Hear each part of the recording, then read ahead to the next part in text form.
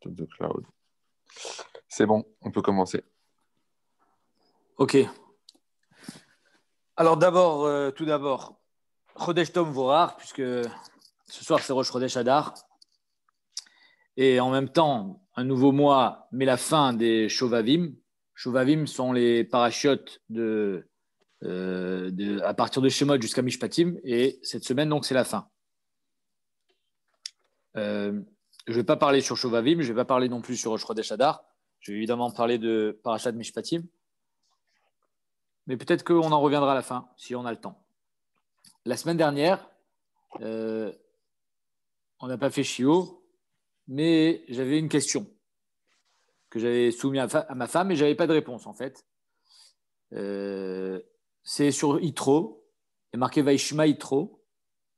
Il a entendu, il est venu rejoindre le clan Israël, embrasser la religion juive. Et Rachid nous dit qu'est-ce qu'il a entendu. Il a entendu Kriyat Yamsouf et Melchemet Amalek. La question que je me suis posée la semaine dernière, c'est attends, mais il n'a pas entendu Matan Torah? Et même si chronologiquement dans la paracha, Matan et Torah Laman vient aussi. Hein.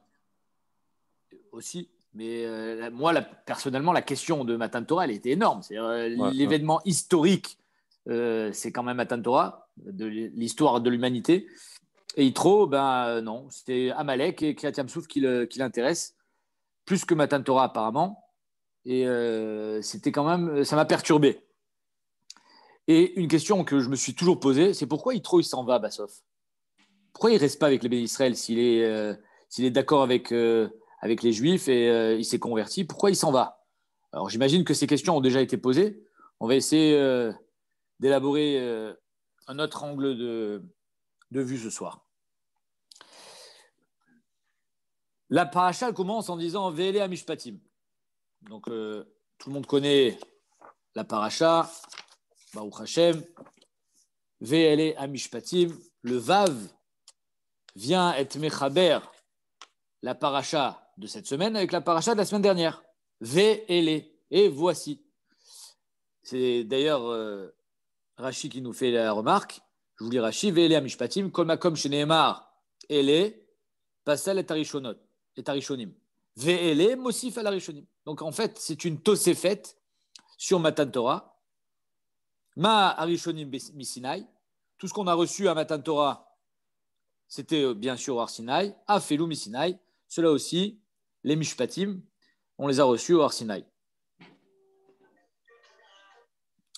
Maintenant, évidemment que c'est pas pour rien que la parashat Mishpatim, elle suit le Mamad Har Sinai, c'est pour nous apprendre quelque chose de très grand. C'est ce qu'on va parler ce soir. C'est quoi ce Ve'ele à Mishpatim? Mishpatim, tout le monde sera d'accord de dire que c'est les lois sociales. Mishpatim, c'est quoi? Je vous fais un petit résumé, enfin, pas vraiment résumé, mais ce que je me rappelle de la paracha, c'est on va parler de Gezel, on va parler de Dîner Shmira, comment un homme il doit se comporter quand il garde les objets d'autrui. Dîner Nezek, quand quelqu'un il casse quelque chose. Ce qui s'appelle Niske Mamon ou Niske Goufo, quand un homme blesse un autre homme ou quand il abîme ses biens matériels. Évidemment aussi, on va parler dans Mishpatim de Retzicha. Je pense que c'est le plus grand dégât qu'on puisse causer, c'est le meurtre, c'est la mort, engendrer la mort d'autrui. Et voilà, tout ça, c'est dans Mishpatim. Donc tout ça, on pourrait les classer, comme son nom l'indique, Mishpat, à l'inverse de Chok, de Chukim. C'est des lois qui ne sont pas dénuées de sens. Donc on a une catégorie de Chukim qui sont par exemple Shatnez, Bassar Bechalav, je sais pas, j'ai pas réfléchi, mais il y en a des tonnes, Kilaïm, etc. Et on a les Mishpatim qui sont les lois sociales qui viennent apparemment, je dis bien apparemment, gérer les hommes entre eux et non pas l'homme envers Dieu. Le truc, c'est qu'on te dit Ve'ele à Mishpatim. De la même manière que ça a été donné au Har Sinai, Anochi Hashem Elokecha, comme quoi il faut être conscient qu'Akadosh Baruch Hu, il est un, et celui qui a créé le monde et qui gère le monde. De la même manière, il faut comprendre que ces Mishpatim, ils ont une dimension spirituelle aussi grande que Shatnez et que Bassar Bechalav. Alors, avant de commencer le développement, je voudrais poser une question que tout le monde pose. C'est que quand on commence les Mishpatim, quand on commence à parler des lois sociales, je me serais bien vu de commencer par le sujet le plus épineux, le plus délicat, le plus grave, c'est le meurtre. Et effectivement, il va venir presque en pole position. Il va venir juste après le Eved Ivri et la Maïvria. Celui qui y a volé la première place, c'est le Eved Ivri. Quel rapport? Comment on peut parler dans Mishpatim en premier lieu de Eved Ivri? On ne comprend pas. Alors, quand on parle de loi sociale, on va gérer l'homme envers son prochain. Donc, on va te parler de Nezek, on va parler de Shmira, on va te parler de Ribit, on va te parler de Alva, on va parler de Gezel, on va parler de toutes sortes de choses, et de Retzicha évidemment. Mais pourquoi Eved Ivri? Pourquoi le Eved Ivri vient en première classe? Donc, ça, c'est une question que tout le monde se pose et on va essayer d'y répondre.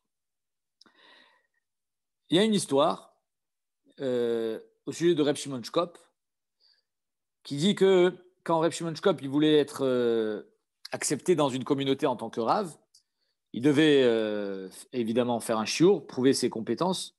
Et son shiur, il a basé sur justement cette paracha de Mishpatim en disant que de la même manière que quand on a du lait qui tombe dans de la viande, ça va créer ce qu'on appelle Bassar Bechalav, et que si on a un safek, est-ce qu'il y avait un bitoul, il n'y avait pas un bitoul, on ne sait pas vraiment si c'est assour, on ne sait pas si c'est vraiment moutard, alors on a un klal qui dit safek deoraita, la chumra, tout le monde connaît. Et bien Rabbi Shimon Shkop, il dit, ce que nous apprend la paracha, Vele Amishpatim, c'est que même dans Gezel, même dans les lois sociales, il y aura lieu de dire safek deoraita, la chumra.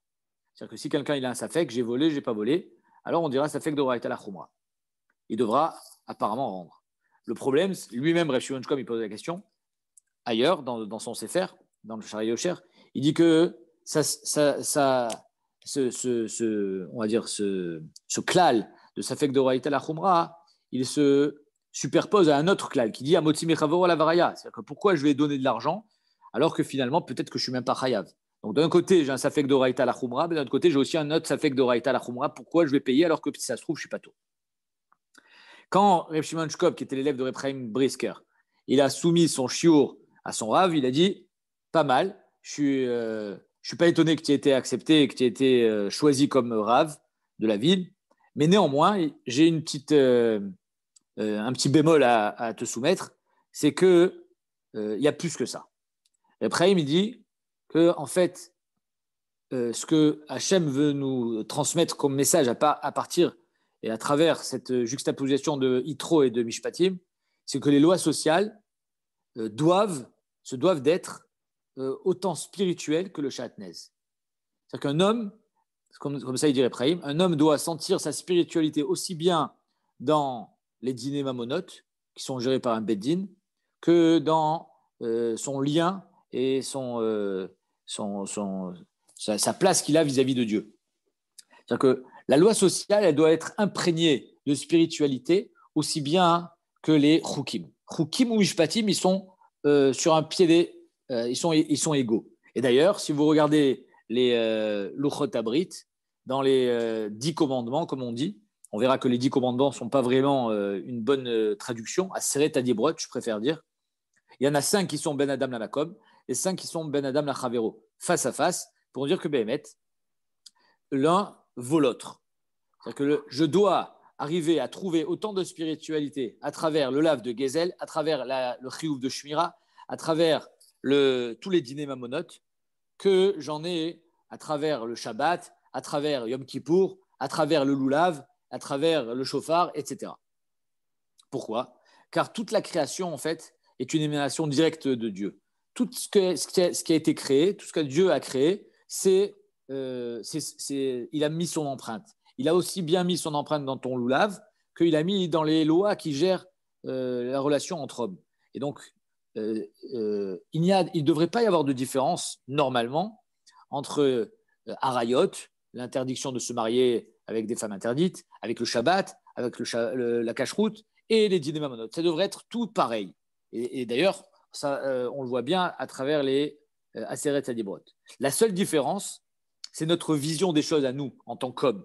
C'est-à-dire que, en fait, nous, on n'a pas le même regard vis-à-vis du Shabbat que vis-à-vis du Gezel, mais pour Dieu, lui, il ne voit pas de différence. Pour lui, il nous a donné aussi bien l'interdiction de voler que l'interdiction d'admettre le Shabbat. Ça a le même, peut-être pas la même khumra, parce que un, il sera chayamita et pas l'autre, mais on va dire, ça a la même importance et la même puissance. C'est-à-dire qu'on doit réussir à trouver une spiritualité dans toutes les mitzvot, les 613 mitzvot, et pas seulement celles qui sont d'un ordre spirituel évident et quelque chose de très ésotérique. Même quand on est dans du terre-à-terre, apparemment, du gezel, les choses qui sont aussi bien acceptées par les Umot Haolam, on doit être aussi dans une relation avec Dieu et pas seulement dans une relation avec notre prochain. Puisque Béhémet, si on réfléchit bien, la Torah, elle n'est pas là pour gérer les relations entre un homme et son prochain.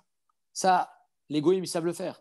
Alors, on voit bien que dans toutes les sociétés normalement conçues, on a géré ce problème. On a mis en place un certain ordre de façon à ce qu'on ne soit pas volé, on ne soit pas tué. Et si quelqu'un il vole, si quelqu'un tue, il sera réprimandé par la loi. Cet ordre social-là, il n'est pas obligé de venir par la Torah. La Torah, elle vient nous apporter quelque chose de beaucoup plus grand. Elle vient nous aider à devenir des hommes. C'est-à-dire qu'un homme, il ne doit pas voir dans le Issour de Gezel seulement le fait d'endommager l'autre, mais surtout une grandeur à atteindre à travers cette mitzvah, une grandeur que lui doit atteindre. Je rappellerai à chaque fois, je rappelle dans la paracha de Vayera, cette histoire qui m'avait marqué quand j'étais bachour, que j'avais entendue. On raconte au sujet de Rebbe Elchanan Wasserman, quand il était de passage à Berlin, en 1933, juste avant la guerre. Il était à Berlin et c'était paracha de Vayera. Et dans paracha de Vayera, il y a là-bas, dans le Perek Kaf, l'histoire de Abraham, Sarah, évidemment, qui se fait kidnapper par Avimelech et Avimelech.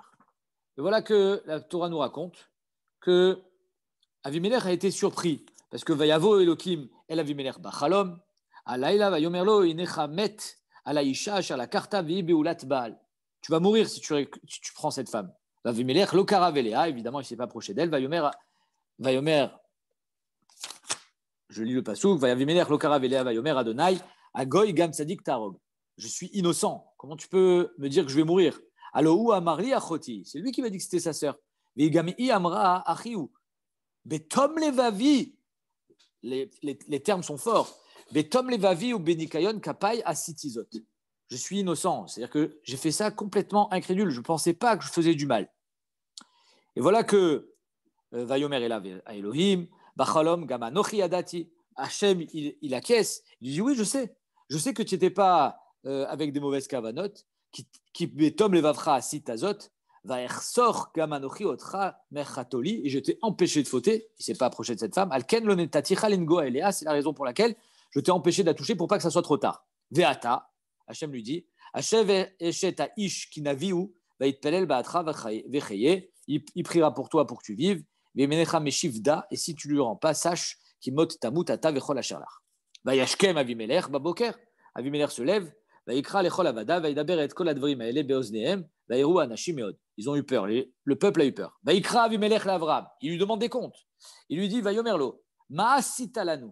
Qu'est-ce que tu nous as fait? Au ma'achatatilach. En quoi j'ai fauté? Qui est alay, ve'almam lachti chata gedolam, asim asher lo yasu, asita imadi. Tu as fait quelque chose que nous, on n'a pas l'habitude de faire. Va yomer Avimelech et l'Avram. La question qui tue, Maraïta, qui est Asita et Tadavarazé. Pourquoi tu as fait ça? Pourquoi tu as eu peur? Alors, si Avimelech lui pose la question, ça veut dire que Béhémet, il a atterri dans une société tout à fait bien gérée. Il n'y avait pas lieu de croire qu'on allait le tuer parce que c'était sa femme pour la récupérer. Ce n'était pas des barbares. Avimelech et son peuple étaient des gens tout à fait civilisés. Et donc, je ne comprends pas pourquoi tu nous as soupçonnés. Qu'est-ce qu'on t'a fait? On t'a rien fait. On t'a rien demandé. On t'a pas mis en danger. Tu n'as pas senti une seule seconde le danger, puisque Béhémet, Hachem lui dit, je sais que tu étais sincère. Betom levavra asitazot. Je sais que Béhémet, il n'y a rien à te reprocher. Donc Avimelech, il est sincère. Et Avraham, il est ici apparemment en porte-à-faux, parce qu'il n'y avait rien à lui reprocher. Alors pourquoi tu as eu peur? Vayomer Avraham, qui a marti rakanirat Elohim bamakom hazeh, varaguni advarishti. J'ai dit, il n'y a pas de Hirat Hachem dans cet endroit, et vous me tuerez pour ma femme. Alors là, on ne comprend plus rien. Parce que d'un côté, Hachem, Avimelech, Hachem lui donne raison, Betom levavra, c'est-à-dire qu'il n'a rien à se reprocher. Et de l'autre côté, Avraham lui dit, En Hirat Elohim bamakom hazeh, varaguni advarishti. Comment on peut en arriver au meurtre si Béhémet, c'est des gens civilisés? En Hirat Elohim bamakom hazeh, Avraham lui dit. C'est vrai que vous êtes civilisés, mais cette civilisation et ces lois sociales que vous avez mis en place sont dénuées de Hirat Hachem. Ils ne viennent pas de Dieu. Vous les faites que pour vous. Et donc, si Béhémet, un jour, vous avez envie de tuer, alors il suffira juste de changer la législation, changer les lois, et vous aurez le droit de tuer. Ça deviendra permis. Et voilà que Rebbe Elchanan Wasserman, en 1933, dit au peuple berlinois, sachez que vous vous sentez en sécurité à côté de vos amis les Allemands, parce que ce sont des gens civilisés, mais sachez que En Hirat Elohim bamakom hazeh. Toute cette civilisation, tout ce folklore qu'ils ont mis en place, puisque effectivement les Allemands étaient très, très, très, on va dire, pardon, ils étaient très cultivés, exactement, aussi bien dans les sciences que dans les arts. Ce n'étaient pas des barbares, c'était des gens tout à fait... ils avaient de la bienséance, et donc il n'y avait pas lieu de croire qu'ils étaient capables de faire ce qu'ils ont fait quelques années plus tard. Et pourtant, Rebbe Elchanan les a prévenus qui En Hirat Elohim bamakom hazeh. Qu'est-ce qu'on voit de cette histoire? On voit que si Béhémet, les lois sociales ne sont pas gérées par Dieu, comme c'est le cas chez nous, alors elles valent rien. Elles valent strictement rien, parce que si j'ai interdit de tuer juste parce que je n'ai pas envie qu'on me tue, alors demain, je pourrais changer cette loi, puisque c'est moi qui l'ai créée. Du moment où c'est moi qui crée la loi, j'en suis maître. Mais si ce n'est pas moi qui crée la loi, mais c'est Dieu, alors j'en suis pas maître. Je suis juste un serviteur de Dieu à son service et je dois l'appliquer. On voit ici dans Mishpatim que toutes ces lois qui sont censées gérer les relations humaines, en fait, ne sont pas du tout là pour ça. Elles sont là, comme je vous l'ai dit, pour être pleines de spiritualité, pour que Béhémet, un homme, il ait autant de rapports avec Dieu à travers son Shabbat, à travers son shofar, qu'à travers les lois de Diné Mamonot et le Gezel et les Niske Mamon. C'est-à-dire éprouver la même spiritualité à travers l'ordre social que Enod Milvado, Hashem Echad. C'est ça la grande difficulté qu'un homme va avoir dans ce monde. Et c'est ça le défi de Ve'ele à Mishpatim. C'est pour ça qu'il y a un Vav qui vient être Mechaber ça à la paracha précédente qui était paracha Titro. Le Arizal, il nous dit que les Aseret Adibrot sont Keneged Esser Sfirot. Alors je ne vais pas faire de Kabbalah parce que j'y connais rien. Je vous dis juste ce qui est marqué.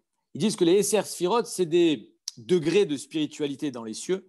Et les Aseret Adibrot sont, on va dire, en parallèle avec ces degrés. Et de la même manière que les Aseret Adibrot commencent avec le degré le plus haut, qui fait référence à la Sphira Eliona, Anochi Hashem Elokecha, on va dire, chercher Dieu dans la création, c'est le travail le plus spirituel qu'on peut produire.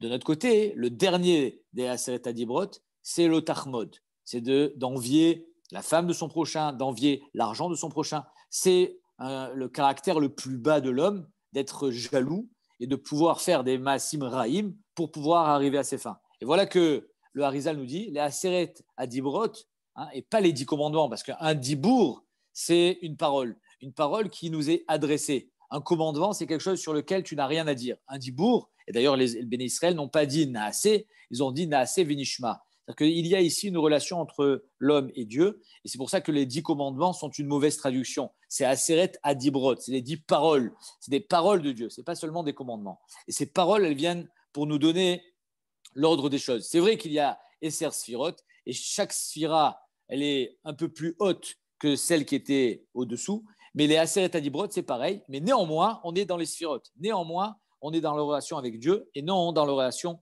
avec son prochain, avec l'homme.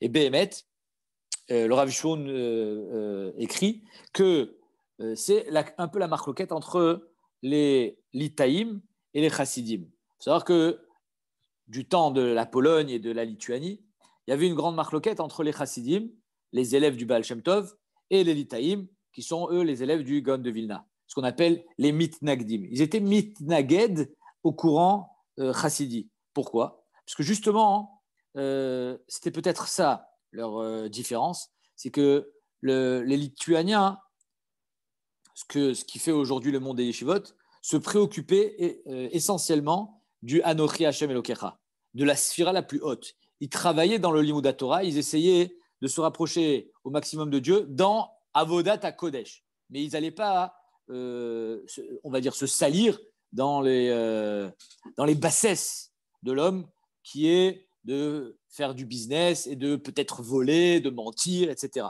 Alors que les chassidim, c'était l'inverse. C'était Derech Eretz, c'était pas Torah, c'était Derech Eretz. Les chassidim disaient, c'est trop facile de mettre de la spiritualité là où il y en a déjà. Ce qu'il faut, c'est mettre de la spiritualité là où il n'y en a pas. C'est ça le vrai travail. Le vrai travail, c'est d'arriver à élever les caractères animaux qu'un homme a à quelque chose de beaucoup plus grandiose, de plus grand. Et donc, c'est à travers cette avoda qu'un homme il arrive à grandir et à élever justement ce lotarmod, ce lotigzol, tous les, tous les, on va dire les traits qu'un homme il a, qui lui viennent de son côté animal, arriver à les faire grandir et à se rapprocher de Dieu malgré ça et avec ça. Comme c'est marqué qu'après 120 ans, la première question qu'on posera à un homme, c'est Nasata venatata bemuna, est-ce que tu as fait du business bemuna?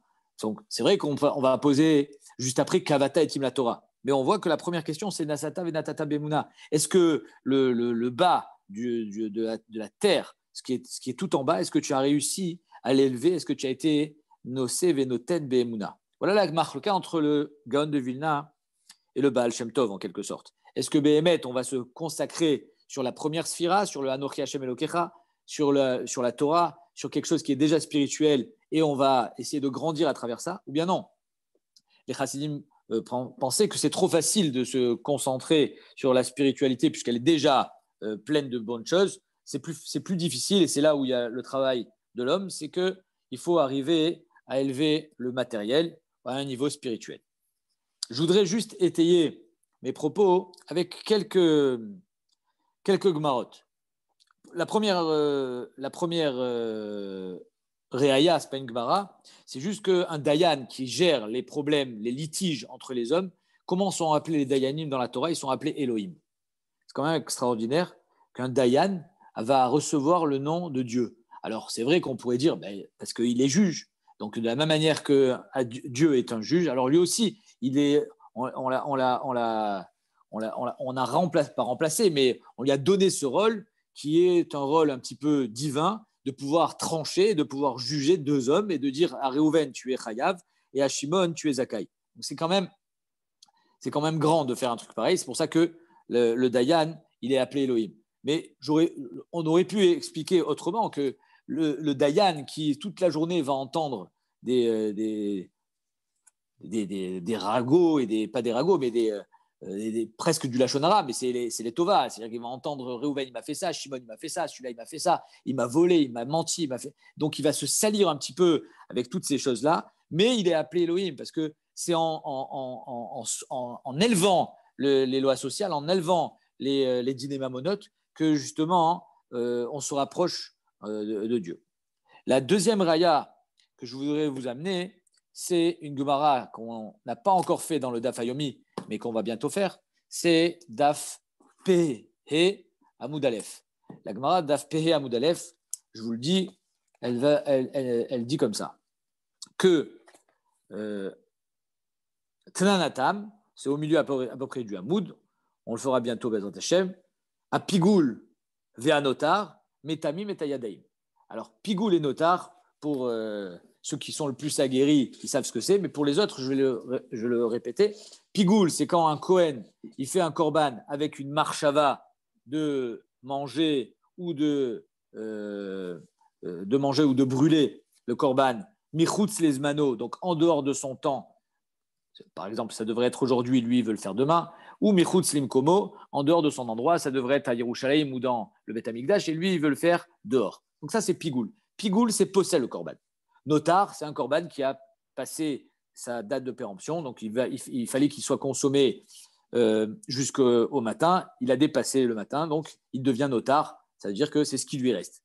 Les deux sont chayav besrefa, il faut qu'ils soient brûlés parce que c'est un korban pasoul.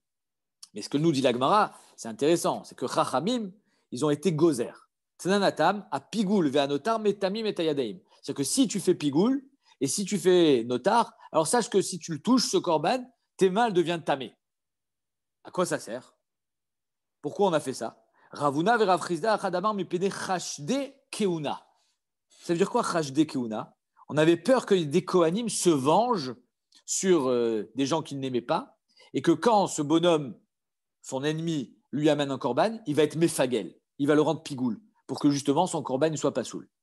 Donc il faut savoir quand même qu'un korban pigoul, si le propriétaire le mange, bémézid, il est chayav karet, béchoeg, il est chayav khatat. C'est pas rien d'être mefagel. Et pourtant, le Kohen, si Bémet il veut se venger, il en a les moyens. Il suffit juste d'avoir une marchavat pigoul et le korban devient pigoul. Mais pour parer à ce problème-là, les chachamim, ils ont dit, tu sais quoi, le korban, il va être tamé. Si tu le touches, tes mains sont tméot et il va falloir que tu fasses tvilat yadaim, c'est certes que des mains, mais c'est quand même embêtant pour un Kohen d'avoir ses mains tamées. Et là, la question se pose. Tosfot, il pose la question. Vim Tomar, kemoken, Tosfot dit Bouramatrim Meshum Chashde Keuna, Vim Tomar, kemoken lo yachushu lasot betuma. C'est-à-dire qu'en deux mots, je ne comprends pas. Toi, tu veux parer à un problème majeur, qui est pigoul, avec une parade qui paraît mineure, en disant que c'est tamé. Et si le gars, il est prêt à faire pigoul, qui est un issour de Horaïta, il s'en fiche bien pas mal d'une touma qui est des rabanan. Viesh Lomar, Tosot y répond, Deaf la Rechaim, Chamira Leu Touma. Que les Rechaim, puisqu'il est Nikra Racha, ce Kohen évidemment, Chamira Leu Touma. La Touma lui importe plus à ce Racha que le pigoul. Qu'est-ce que ça veut dire? Le pigoul, c'est bien qu'on parle de korbanot et de kochim, c'est quand même une relation entre lui et son prochain, parce que à cause de lui, son prochain a perdu son korban. Derech Hagav, si on arrive à prouver qu'il était méside quand il a fait pigoul, c'est-à-dire qu'il dira oui, je sais, je l'ai fait exprès, alors il sera chayav de payer. On est dans dîner mamonot dans pigoul.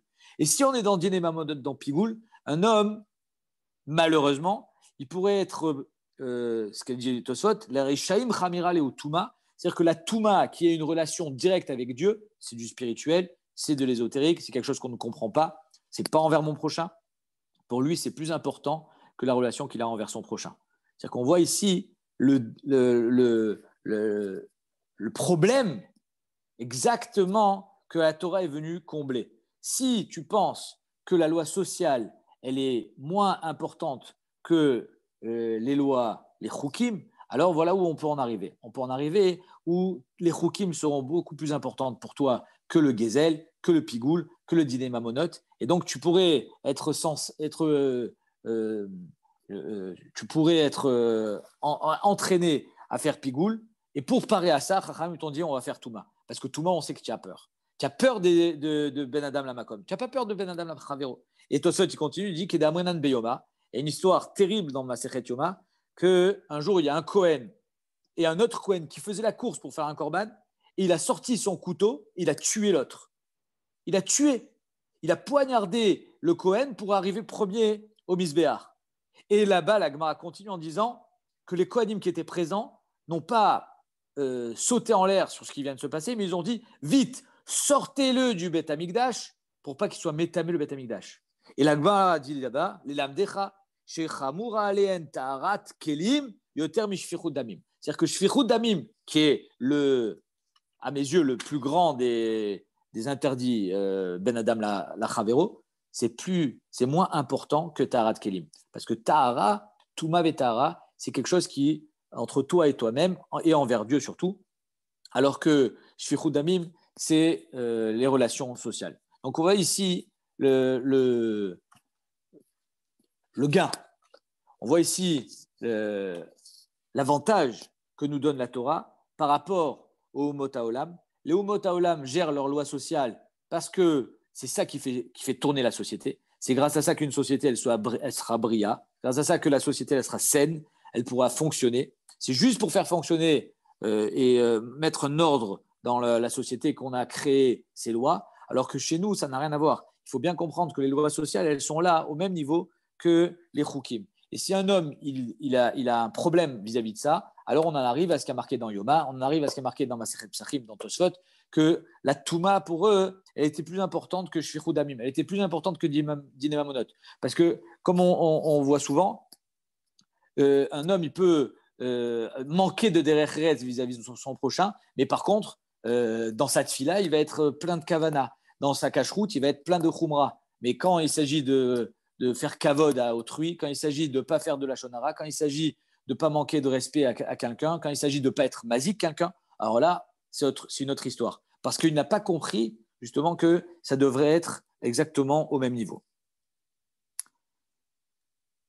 Un autre exemple, pour en arriver au Eved Ivri, c'est qu'il y a marqué l'ifneem. Il y a marqué Ele Amishpatim Asher Tassim l'ifneem. Qu'est-ce que veut nous dire ce l'ifneem?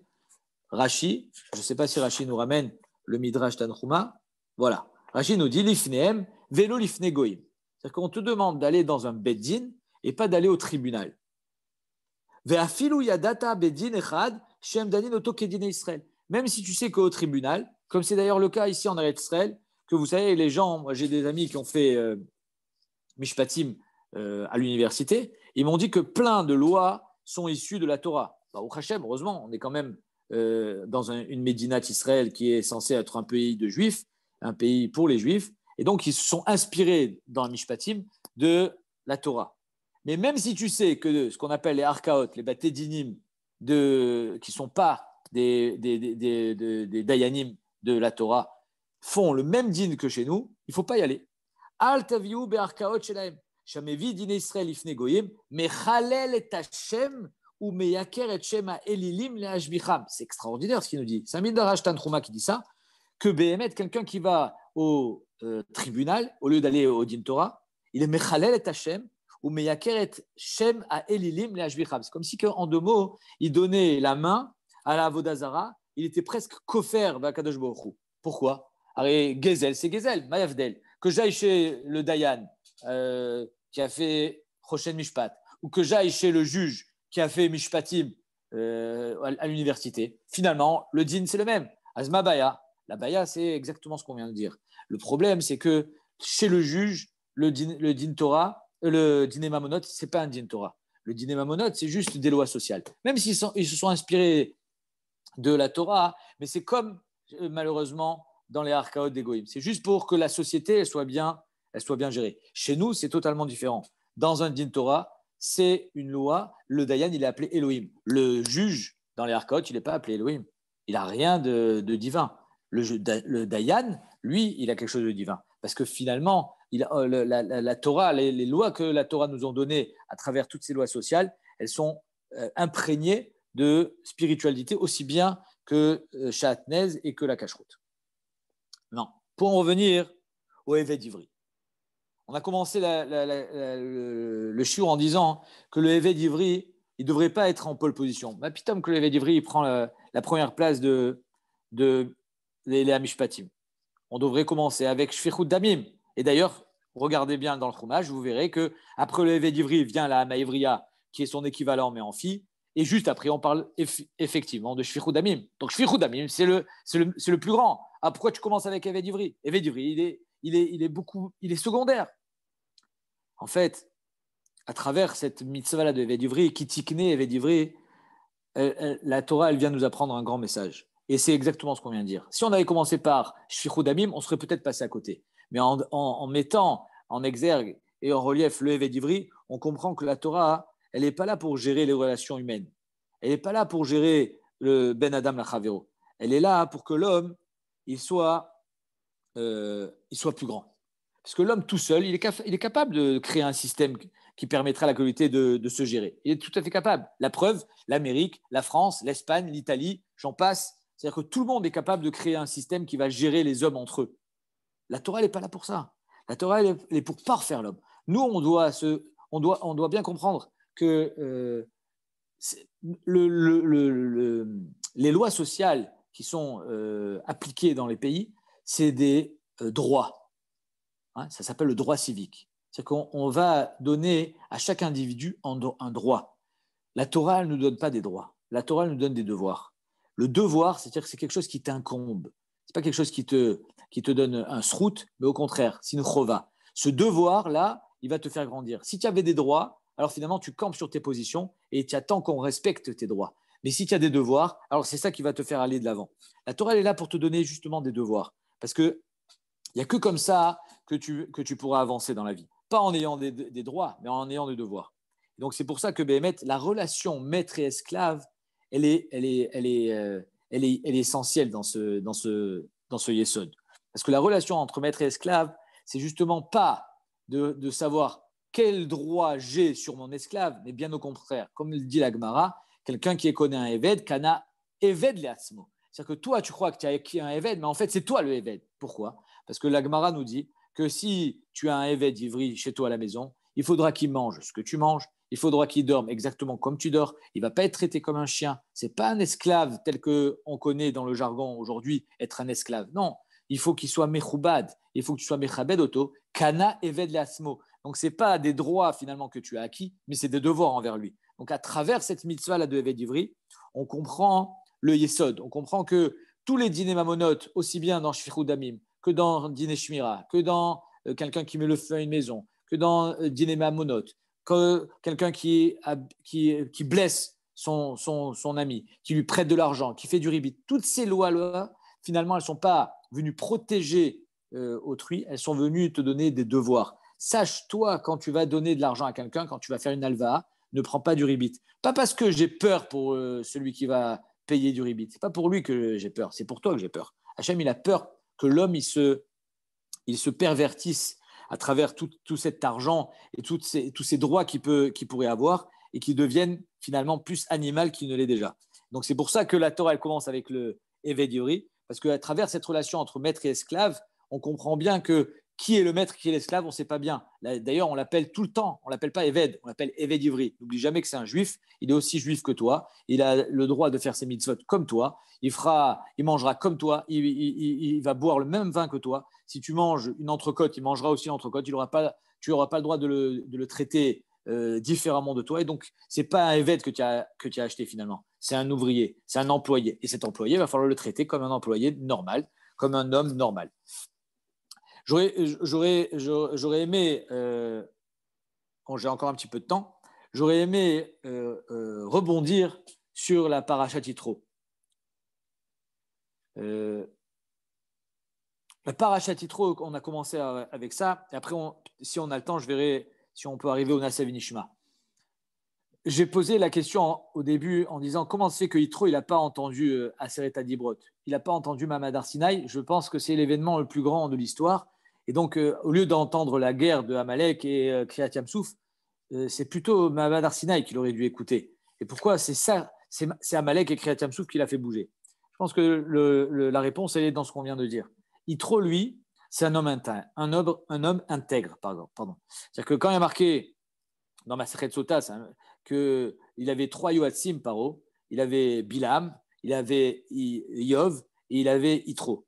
Alors, il y a marqué dans la Masechet Sota que Iyov Shatak, quand Paro a demandé qu'est-ce qu'on fait avec les Juifs, alors Bilam, il a dit il faut les tuer. Donc Bilam, Yahatz, Nerak Becherev, il en est mort. Iyov Shatak, il s'est tué. Et donc, il a été Nidon Beisurim.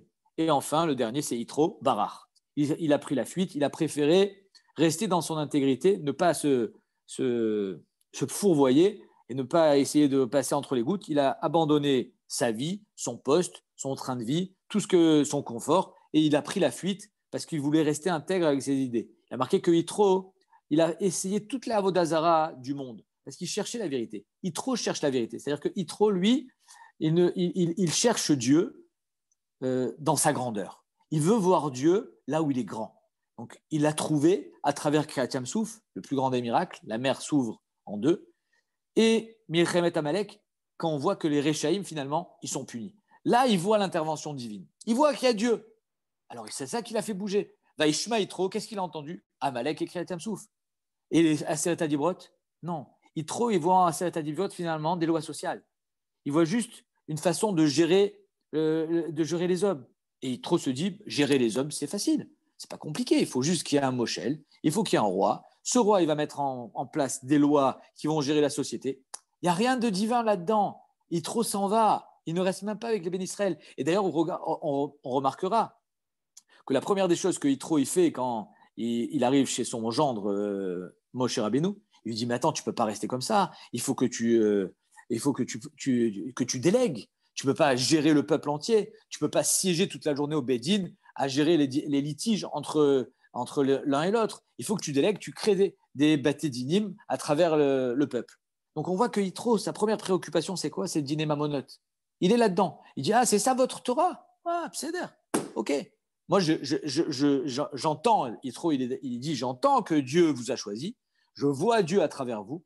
Et c'est pour ça qu'il a embrassé la religion juive. C'est pour ça qu'il est venu. Mais de l'autre côté, je n'ai pas vraiment de quoi rester avec vous. Parce que vous ne m'apprenez rien. Ce que vous m'apprenez, c'est les dîners mamonotes, c'est les lois sociales. Les lois sociales, je les connais déjà. C'est facile à créer des lois sociales. N'importe quelle société bien portante, elle est capable de créer un système qui va gérer sa société. Et si c'est ça que la Torah elle est venue vous apporter, alors je m'en vais. Ça ne sert à rien. Et donc, c'est pour ça que Yitro, il n'est pas venu à cause de Aseret Adibrot, et c'est pour ça que Yitro, finalement, s'en va. Je voudrais juste finir avec le Naaseh Vinishma. J'ai vu au nom de Rav Zaks, Zichrono Livracha, il relève quelque chose de très intéressant. Il dit que dans Parashat Yitro, là où normalement devrait être écrit le terme Naaseh Vinishma, il n'y est pas. Dans Parashat Yitro, Perek Yutet Pasukret, il est marqué la chose suivante. Il y a marqué que Vayahanu kol ha'am yardav, ils ont répondu le peuple d'une seule voix, ensemble, Vayomru kol asher diber Hashem naase. Tout ce que dira Hashem, on fera. Vayeshem Moshe divraham el Hashem. Et Moshe répète les paroles à Kadosh Baruch Hu. Donc dans Yitro, il n'y a pas marqué Naase Vinishma, il y a marqué Naase. Ensuite, dans Parashat Mishpatim, Perek Ravdalet Pasuk Gimel, je vous lis le Pasuk, il nous dit comme ça. Ravdalet Perek Ravdalet Pasuk Gimel. Voilà. Vayavo Moshe, Vayisaper Laam et Kol Divrei Hashem, Ve'et Kol HaMishpatim, Vaya'an Kol Ha'am. Encore une fois, le peuple entier, Kol Ha'am, comme tout à l'heure dans Yitro. Kol Echad, d'une seule et même voix. Vayomru, Kol Adevarim Asher Diber Hashem, Naase. On fera. Ah, il n'y a pas un Nishma. Je continue les psukim. Et finalement, dans le pasuk Zayin, Vaikar Sefer Aberit, Vaikra Be'ozne Ha'am. Voilà que Moshe Rabbeinu prend le Sefer Abrit et il le lit aux oreilles du peuple. Vayomru, Kol Asher Diber Hashem, Naase Venishma. Sauf le peuple dit Naase Vinishma. Mais bizarrement, on a lu tout à l'heure Vaïchan Kol Ha'am Yardav Vayomru Naase. Donc ils étaient ensemble. La suite, dans Mishpatim, il y a marqué encore une fois Vaya'an Kol Ha'am Kol Echad Naase. Mais par contre, dans le Naase Vinishma, ils ne sont pas tous ensemble. Il y a marqué Vayomru Kol Asher Diber Hashem Naase Vinishma. Quelle est cette différence?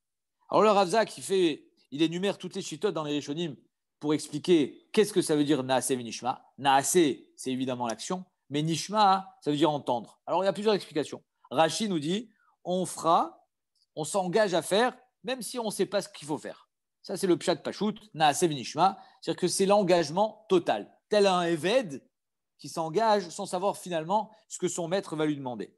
On a le Rambam qui nous dit que on fera, le Naase nous dit, on fera ce qu'on sait déjà, et on fera aussi ce qu'on entendra plus tard. Donc c'est un engagement un petit peu comme dit Rashi, mais à moitié. C'est-à-dire que ce qu'on a déjà entendu, on le fera, et ce qu'on n'a pas encore entendu, on obéira. Le Sforno, lui, nous dit que le Naasé Venishma, en fait, c'est un Naasé Belev Shalem, un Naasé total. Naasé Venishma, c'est-à-dire que je vais faire d'une façon totale, sans aucune arrière-pensée, sans intérêt personnel. Je vais faire et ça sera entièrement pour Dieu.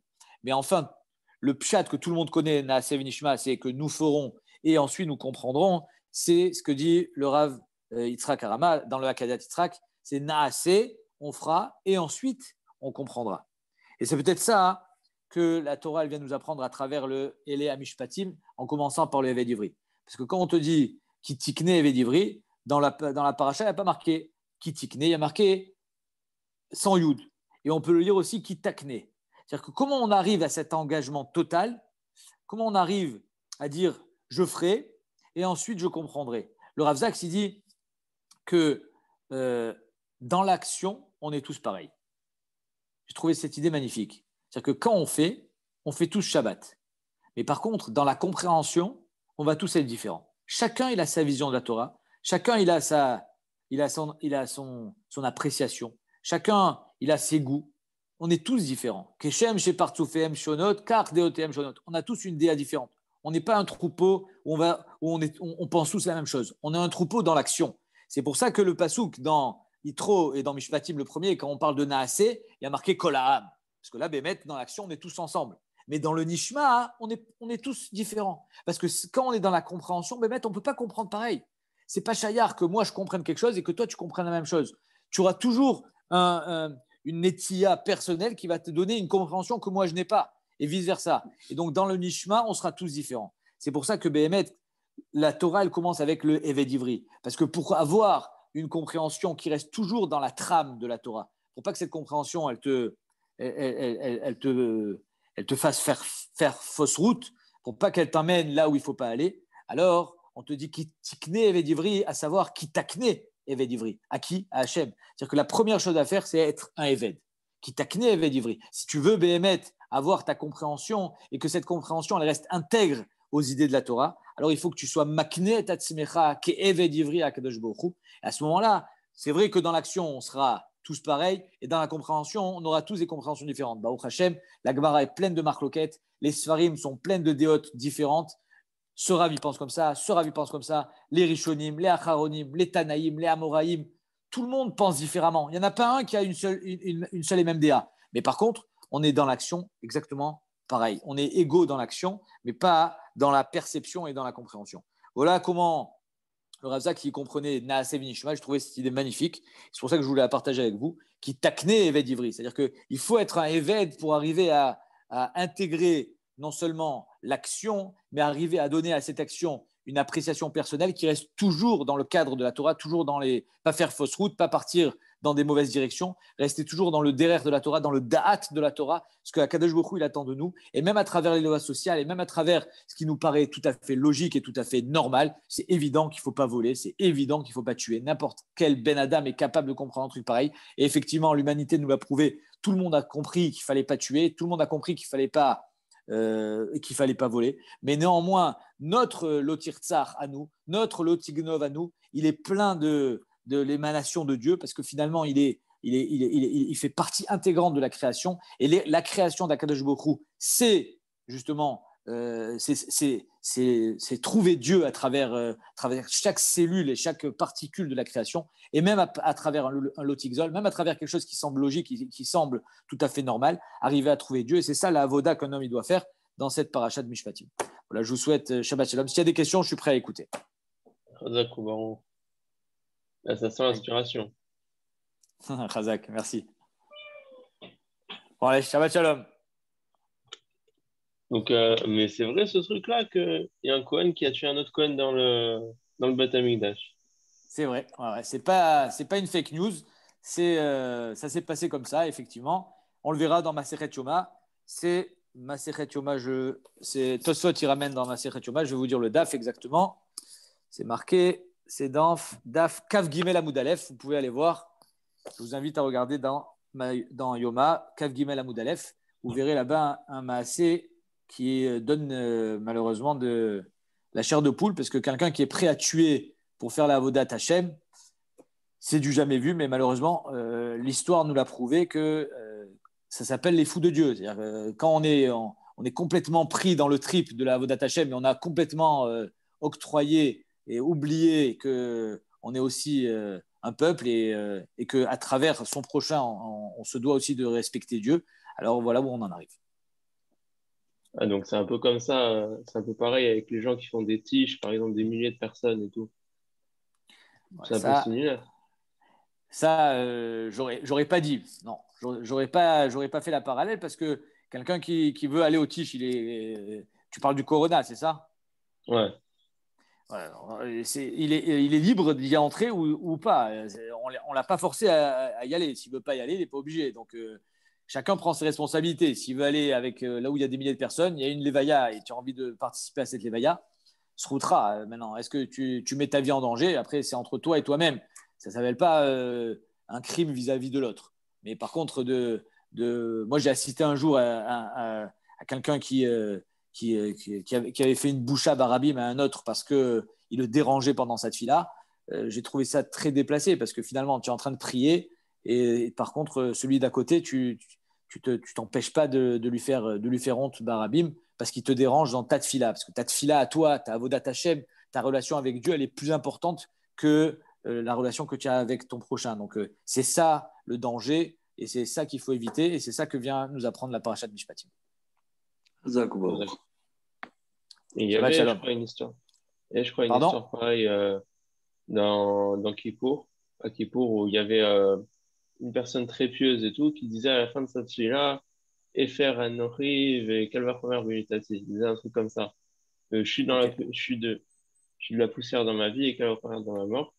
Et après, on lui a proposé, on voulait pas le faire monter à la Torah. On a fait monter quelqu'un d'autre à sa montée, par exemple. Un truc du genre, il a commencé à engueuler, dis-moi, je vais pas la monter. Ouais, cette personne.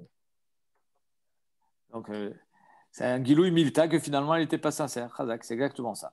Il faut être sincère dans ce qu'on fait. Je Bravo. crois que je m'accorde. Si je le trouve, je vous l'envoie.